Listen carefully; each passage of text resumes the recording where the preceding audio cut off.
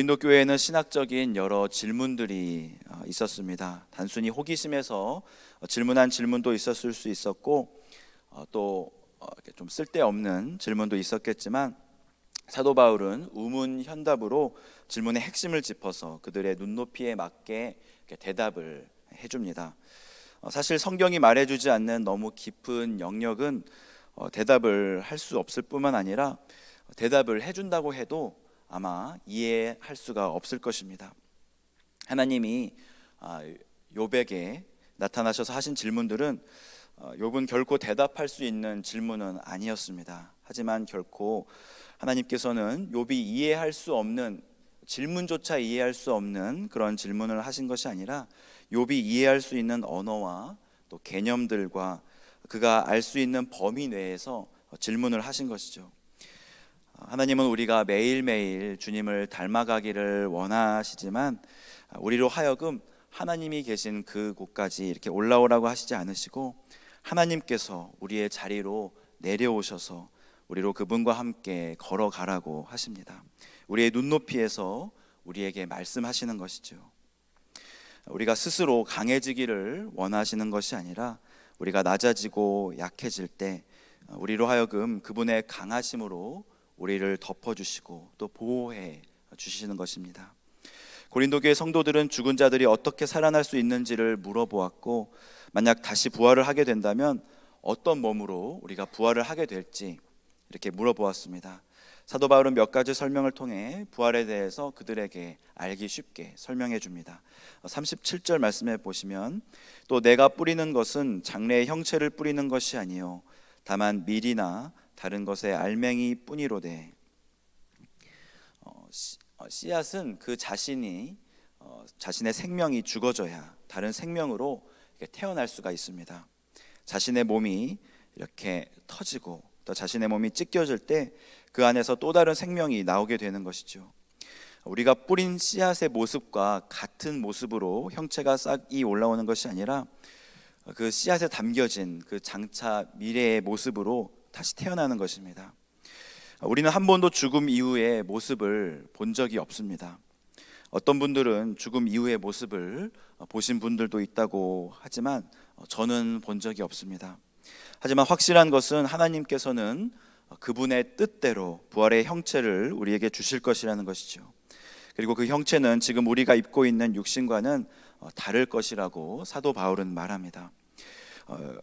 육체도 다 같은 육체가 아니라고 말합니다. 사람의 육체도 있지만 짐승의 육체도 있고요, 또 새의 모습도 있고 또 물고기의 모습도 있습니다.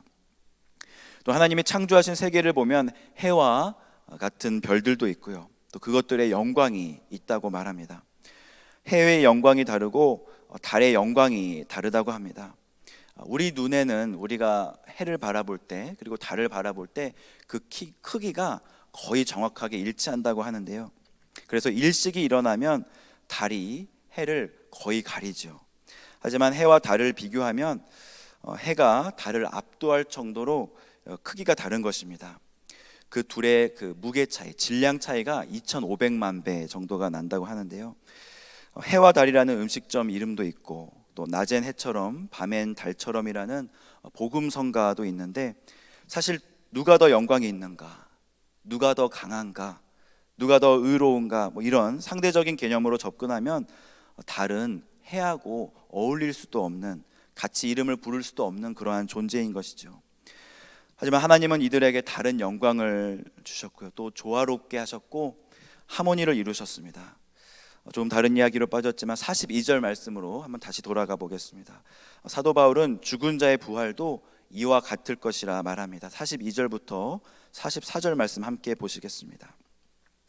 죽은 자의 부활도 그와 같으니 썩을 것으로 심고 썩지 아니할 것으로 다시 살아나며 욕된 것으로 심고 영광스러운 것으로 다시 살아나며 약한 것으로 심고 강한 것으로 다시 살아나며 육의 몸으로 심고 신령한 몸으로 다시 살아나나니 육의 몸이 있은즉 또 영의 몸도 있느니라. 우리가 입고 있는 육신은 언젠가는 썩어질 그런 몸이라는 것입니다. 죽을 몸이라는 것이죠. 하지만 사도 바울은 씨앗의 비유처럼 육신의 죽음을 심기우다라고 라는 말로 표현했습니다. 그리고 심기워진 육체는 거기에서 끝이 나는 것이 아니라 썩지 아니할 것으로 다시 살아난다고 말합니다. 마치 씨앗이 새싹으로 나오는 것처럼 말입니다. 뿌려진 씨앗이 봄에 새싹을 피우고 생명으로 자라나는 것이 우리들에게는 전혀 이상한 것이 아닌 것처럼 부활도 하나님 안에서는 너무나 자연스러운 것이며 이것이 하나님의 뜻 안에서 이루어지는 것입니다. 이 부활은 욕된 것으로 심고 영광스러운 것으로 다시 살아나는 것이며 육의 몸으로 심고 신령한 몸으로 다시 살아나는 것이라고 하였습니다.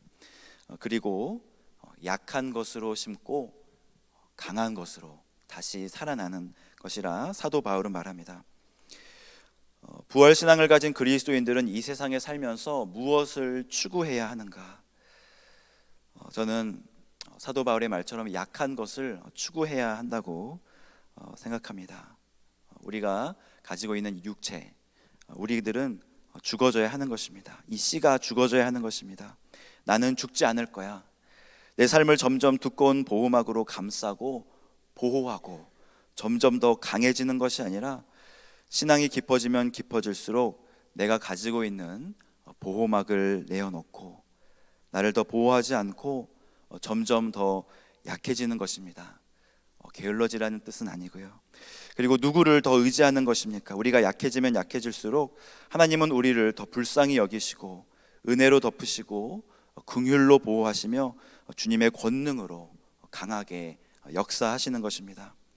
성경에 나오는 하나님의 사람들은 어떠합니까? 기독교 역사에 나오는 위대한 하나님의 사람들은 어떻습니까? 우리나라의 영적인 스승들은 어떤 삶을 살았습니까? 그냥 멀리서 봤을 때는 정말 강한 것 같지만 자세히 그들의 삶을 들여다보면 하나님의 강한 손을 의지할 때 그들이 강하였지 인간적으로는 한없이 약한 자들이었습니다. 자신의 지혜와 힘을 의지하였을 때에는 하나님께서 어떻게 보면 강제적으로 겸손케 하시고 오히려 그들의 힘을 빼시고 사용했던 것도 우리는 압니다. 사도 바울에게 찌르는 가시를 두셨던 이유를 저는 다 알 수 없지만 아마 하나님만을 의지하라고 그 가시를 남겨두신 것은 아닐까 생각해 봅니다.